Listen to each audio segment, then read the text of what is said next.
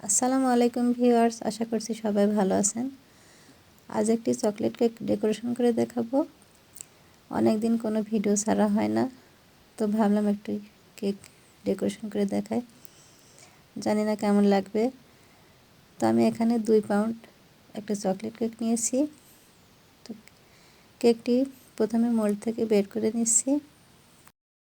আমি এই কেকটি ওভেনে বেক করে নিয়েছি। আপনারা চাইলে চুলায়ও কেকটি বানিয়ে নিতে পারেন। তো আমার আরও অনেক ভিডিও ছাড়া আছে, আমি চুলায় কীভাবে কেক বানিয়েছি আপনারা সেগুলো দেখে নিতে পারেন। তো দেখুন আমার কেকটা কত সুন্দর হয়েছে। তো আমি এটা 2টো ভাগে ভাগ করে নিচ্ছি। আপনারা চাইলে 3টা লেয়ারও করে নিতে পারেন। তো আমি কেকটি প্রথমে 2টো লেয়ার করে নিচ্ছি।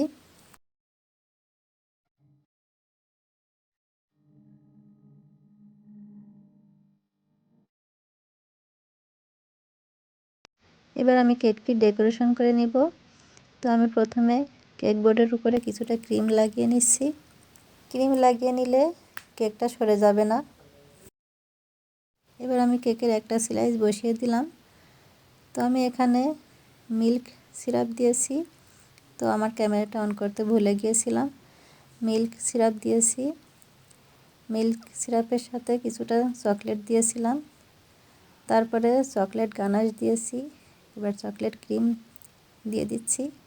তো এভাবে প্রথম লেয়ারটা দেওয়ার পরে এবার দ্বিতীয় লেয়ার বসিয়ে দিলাম। দ্বিতীয় লেয়ারও সেমভাবে মিল্ক সিরাপ দিয়ে দিচ্ছি। এবার আমি কিছুটা ক্রিম নিয়ে আমি প্রথমে ক্রাম কোটিং করে নিব। আর ক্রাম কোটিংটা এই কারণেই করা হয় যাতে করে কেকের গুঁড়ি গুঁড়ি অংশটা উপরে উঠে না আসে। ক্রাম কোটিং করে আমি সাথে সাথেই কেকের ফাইনাল ফিনিশিংটা করে নিচ্ছি। তো আপনারা চাইলে 10 থেকে 15 মিনিট এটা ফ্রিজে রেখে দিতে পারেন, তাহলে কাজটা করতে আরও সুবিধা হবে। তো আমি সাথে সাথেই কাজটা করে নিচ্ছি।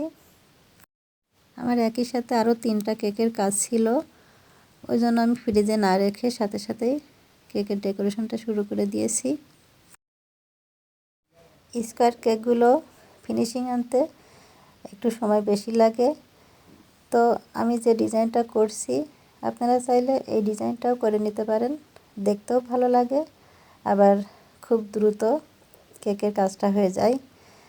তো আমি সেভাবেই কাজটা করে নিচ্ছি, যেহেতু আমার আরও অনেকগুলো কেকের কাজ করতে হবে। দেখুন আমার কেকটি ফিনিশিং করা হয়ে গিয়েছে। এবার কেকটি ডেকোরেশন করে নিচ্ছি। দেখুন আমি খুব সহজভাবে একটি ডিজাইন করছি। যারা কেকের নতুন কাজ করেন তারাও ইচ্ছা করলে এই ডিজাইনটা করতে পারেন, দেখতেও ভালো লাগে। তো কিছু কিছু নজল থাকে, এই নজলগুলো থাকলে খুব সহজভাবে কেকের ডেকোরেশন করা যায়। দেখুন আমার কেকের ডেকোরেশনটি হয়ে গিয়েছে। আর কেকের উপর দিয়ে কিছুটা সুগার বল দিয়ে দিচ্ছি। সুগার বল দিলে কেকটা দেখতে আরও সুন্দর লাগে। তো কেকের নিচ দিয়ে বর্ডার দিয়ে দিচ্ছি। বর্ডার না দিলে মনে হয় যে কেকটা ফাঁকা ফাঁকা লাগে, তো বর্ডার দিলে কেকটা দেখতে আরও সুন্দর লাগে। তো ভিউয়ার্স, আমার এই কেকের ডেকোরেশনটি কেমন হয়েছে অবশ্যই কমেন্ট করে জানাবেন। ভালো লাগলে লাইক, কমেন্ট, শেয়ার করে দিবেন। সবাই ভালো থাকবেন। আল্লাহ হাফেজ।